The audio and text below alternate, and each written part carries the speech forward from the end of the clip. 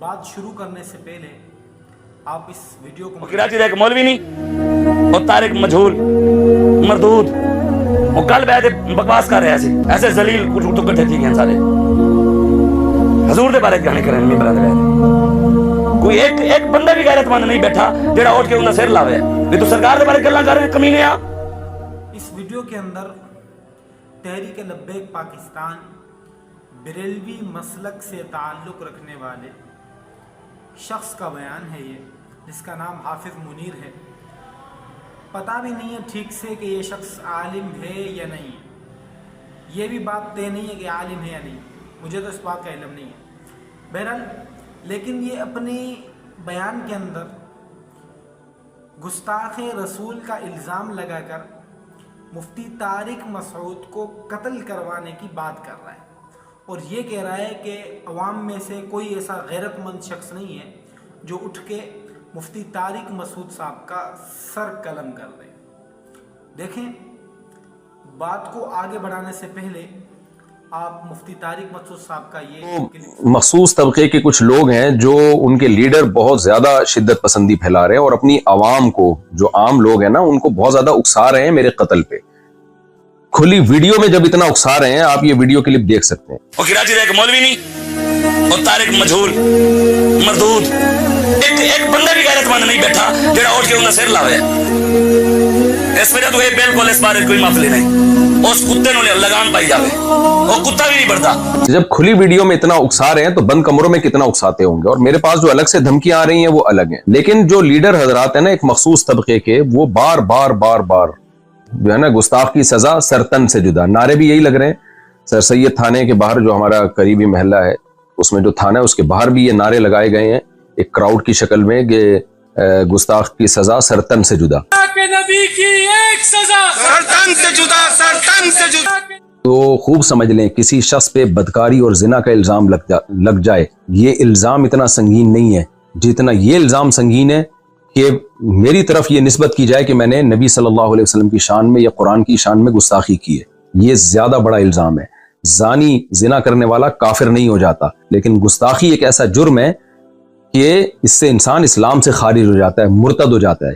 میں جب 18 سال کی عمر میں مدرسے میں داخلے کے لیے آیا ہوں تو اپنے آپ کو میں نے وقف کیا دین کی خدمت کے لیے، اور پھر پیچھے ہم نے پلٹ کے نہیں دیکھا.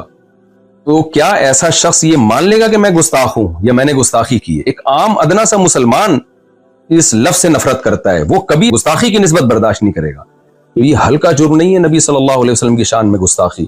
جب جرم کی نوعیت سنگین ہوتی ہے تو اس کے لیے ثبوت کے لیے بھی سنگین قسم کے شواہد چاہیے ہوتے ہیں. لہذا میں یہ نہیں تسلیم کرتا کہ میں نے گستاخی کی ہے. جو غلطی مجھ سے ہوئی ہے اس پہ میں معذرت کر چکا ہوں. اس کے اندر مفتی طارق مسعود صاحب جو بات کر رہے ہیں وہ ایک مدلل بات ہے، دلیل کے ساتھ بات کر رہے ہیں، اور وہ کوئی ایری گھری بات نہیں ہے. وہ جو بھی بات کر رہے ہیں اس کی دلیل پیش کر رہے ہیں. وہ یہ کہہ رہے ہیں کہ اگر میرے اوپر یہ گستاخی کا الزام لگا رہے ہیں تو سب سے پہلے ان کے اوپر گستاخی کا الزام لگائیں جو ان کے بڑوں نے کی ہے کتابوں کے اندر. ان کے بڑوں نے کیسی گستاخی کی ہیں اس کی لنک آپ کو مل جائے گی ڈسکرپشن کے اندر. اس ویڈیو کو سماعت کریں، انشاءاللہ آپ کو پتہ چل جائے گا. بہرحال ہمارا مقصد انتشار پھیلانا نہیں ہے، ہمارا مقصد فساد مچانا نہیں ہے. کہنے کا مقصد صرف یہ ہے. مفتی صاحب جو ایک بہت اہم بات کر رہے ہیں وہ یہ کر رہے ہیں کہ جو رات میری قبر کے اندر لکھی ہوگی وہ قبر کے اندر ہوگی، اور جو رات میری دنیا کے اندر لکھی ہوگی وہ کوئی مائع کا لال آ کر اس کو قبر کے اندر نہیں پہنچا سکتا. بہرحال زندگی اور موت اللہ کے ہاتھ میں ہے، یہ بات تو اہم ہے. اور دوسری بات یہ کہ مفتی صاحب یہ بتا رہے ہیں کہ دیکھیں گستاخی اور چیز ہوتی ہے، غلطی اور چیز ہوتی ہے. مفتی صاحب بتا رہے ہیں کہ مجھ سے غلطی ہوئی ہے اور اس غلطی کے اوپر وہ بار وضاحتی بیان دے کر اس غلطی سے رجوع بھی کیا ہے. اس رجوع کرنے کے بعد بھی کچھ شرپسند لوگ، شرپسند علماء جو سادہ عوام ہے، جو واقعی نبی علیہ الصلوۃ والسلام سے محبت کرتی ہے، اس کو استعمال کر کے ایسے کام کرا رہی. اور ایسا شخص جس نے اپنی پوری زندگی رسول اللہ صلی اللہ علیہ وسلم کے دین کے لیے صرف کر دی، اللہ کی دین کی خدمت کے لیے اس نے اپنی پوری زندگی کو صرف کر دیا. مدرسوں میں پڑھنا پڑھانا ان کا کام ہے, اور وہ ابھی جو باہر گئے ہوئے ہیں وہ بھی دین کے کام کے لیے گئے, وہ کیسے رسول اللہ صلی اللہ علیہ وسلم کی توہین کر سکتا ہے؟ بہرحال انہوں نے بتایا کہ یہ ایک غلطی ہے, اور اس غلطی کو صرف وہ بیان نہیں کر رہے بلکہ بریلوی مسالک کے جو بھی علماء ہیں انہوں نے بھی اپنی کتاب کے اندر اس غلطی کو بار بار ذکر کیا ہے, اس کا وہ حوالہ بھی دے رہے ہیں, آپ جا کر اس کو سماعت کریں. تو ان کے اوپر گستاخی کا فتویٰ کیوں نہیں لگ رہا؟ پہلے تو ان کے اوپر لگنا چاہیے نا. آپ اس ویڈیو کو سماعت کریں, پہلے دیکھیں. یہ شرپسند لوگ ہیں, دین سے کوئی تعلق نہیں ہے ان کا. اگر دین سے کوئی تعلق ہوتا تو اتنا ان کو علم ہوتا کہ گستاخی کیا ہوتی ہے اور غلطی کیا ہوتی ہے. گستاخی وہ ہوتی ہے جو نبی علیہ الصلوۃ والسلام کے اوپر گالم گلوچ کرے, نبی علیہ الصلوۃ والسلام کے بارے میں کوئی نازیبہ الفاظ گئے. انہوں نے کوئی نازیبہ الفاظ نہیں کہے, انہوں نے صرف ایک بات کو بیان کیا ہے اور یہ کہا ہے کہ اس کو غلطی سے اس کو تعبیر کیا, اور یہ بھی کہا ہے وہ ظاہراً غلطی ہے, حالانکہ یہ غلط ہے, اور اس سے رجوع بھی کیا ہے, بار بار رجوع کیا ہے اس بات سے. لیکن اس کا مطلب یہ تو نہیں ہے نا کہ آپ اس کے اوپر گستاخی کا فتویٰ لگا دیں اور لوگوں کو اس کے اوپر اکسائیں کہ لوگ جا کے ان کو قتل کریں.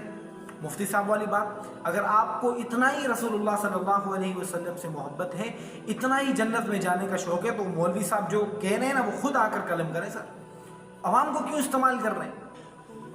بہرحال میری عوام سے ریکویسٹ ہے, بات کو سمجھیں, ذہن سے سمجھیں. یہ جو مولوی صاحب بیان کر رہے ہیں شاید اس کو دین کی منشا کا علم نہیں ہے, شریعت کی منشا کا علم نہیں ہے. یہ چاہتے ہیں کہ ہم دین کو اپنی منشا کے مطابق فٹ کریں. ایسا نہیں ہو سکتا.